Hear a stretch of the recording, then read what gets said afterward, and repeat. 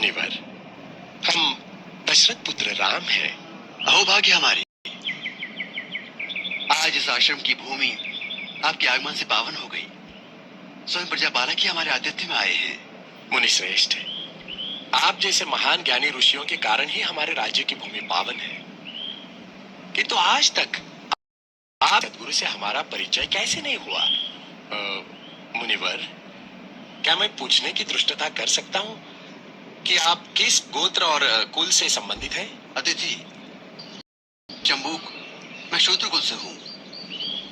भ्रष्ट कर दिया शूद्र ने, पानी पिलाकर अपवित्र कर दिया हमें। जी जी, अब शरीर शुद्धि के लिए गौमूत्र छिड़कना होगा। ज्ञान की ऊंचाई पर एक नीच शूद्र? हमारा हृदय इसे स्वीकार नहीं करता। किंतु ये सत्य है राजा राम, मैं शूद्र हूँ। ज्ञान की गंगा का स्पर्श मात्र ही जिनके लिए वर्जित है, उनके पास ज्ञान का भंडार असंभव।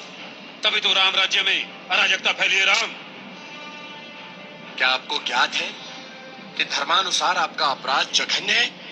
मेरा अपराध? क्या शूद्र का ज्ञान प्राप्त करना अपराध है? हाँ, अपराध है, जिसके कारण हमारे राज्य में एक ब्राह्मण पुत्र की अल्पायु में मृत्यु हो गई। हे कर्तव्यनिष्ठ राम, बड़े ही दुख के साथ मुझे कहना पड़ रहा है कि निष्कारण ही आप मुझे ब्राह्मण पुत्र की मृत्यु का दोषी ठहरा रहे हैं, जिस घटना से मेरा कोई संबंध नहीं, उसका मुझ पर। राजा राम, मैंने कहता था जिसका जो कार्य है वही कार्य उसे करते रहना चाहिए, नहीं तो ये शूद्र भी एक दिन अपना सर उठाकर हमको ज्ञान पढ़ाएंगे। राजा राम, तुमको असंगत कहेंगे। शंभुक, तुमने धर्म की मर्यादा का उल्लंघन किया है। मैंने किसी धर्म की मर्यादा का उल्लंघन नहीं किया है। मैं एक ही धर्म को मानता हूं, वो धर्म है प्रकृति का धर्म, और उसके अनुसार सभी मानव समान है। न कोई ब्राह्मण है, न कोई शूद्र है। देखो देखो इसकी जीवा कैसी लपलपा रही है। भविष्य में शास्त्र धर्म की शिक्षा लेकर तुम राजा राम को ही आह्वान दोगे। ऋषि, हमें किसी राजसत्ता और वैभव की लालसा नहीं है। हमें तो सिर्फ एक मानव जैसा जीवन व्यतीत करना है, और फिर बस समाप्त करो तुम्हारे वचन। दो अक्षर क्या पढ़ लिए, हमें ही ज्ञान की भाषा सिखाने लगे। राम, ये अपराधी है और इसे दंड मिलना ही चाहिए, नहीं तो ऐसे पापियों के कारण हमारे राज्य में आपत्ति आ सकती है। आपके धर्म की पाप और पुण्य की कल्पना से मैं अच्छी तरह परिचित हूँ।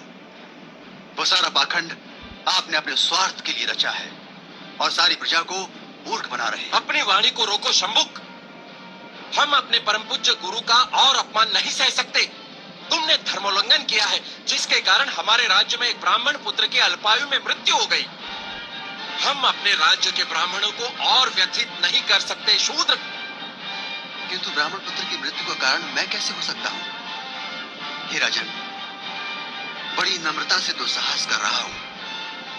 आप तनिक अपने मन दर्पण में झांक कर तो देखें, तो आपको पता चलेगा कि आज की और कल की आपकी छवियों में कितना अंतर पड़ा है। हे मर्यादा पुरुषोत्तम, प्रजा के अहंकार को कुछ क्षण के लिए त्याग कर तो देखो। मुझे स्वप्न में भी आशा नहीं थी कि देवताओं के मान्यवर दशरथ पुत्र राम का इतना नैतिक पतन हो जाएगा। किसी के पास कहते तो आपके सोचने की शक्ति क्षीण हो गई, राजदंड की आड़ में ऋषि का वध करने के लिए उद्युक्त हो गए। दोषी मैं नहीं राजा राम, अपितु ब्राह्मण पुत्र की मृत्यु के लिए दोषी आप हैं। अपनी विष उगलती जिह्वा को रोको शंभुक। मुझे भयभीत करने की चेष्टा न करो राम। जब जब किसी शूद्र ने परंपरागत सामाजिक दास्तां की पेड़ियां तोड़ने की चेष्टा की, तब तब धर्मांधों ने उसकी हत्या कर दी। मुझे मृत्यु का भय नहीं राम। एक शंभुक जाएगा तो दूसरा शंभुक निश्चित ही पैदा होगा। शंभुक, मैं राम, स्वाभिमान और स्वतंत्रता का लघु जीवन भी दास्ता और अपमान से भरे दीर्घायु से कई गुना सुकर है। अब यदि एक भी शब्द तुम्हारे मुख से और निकला तो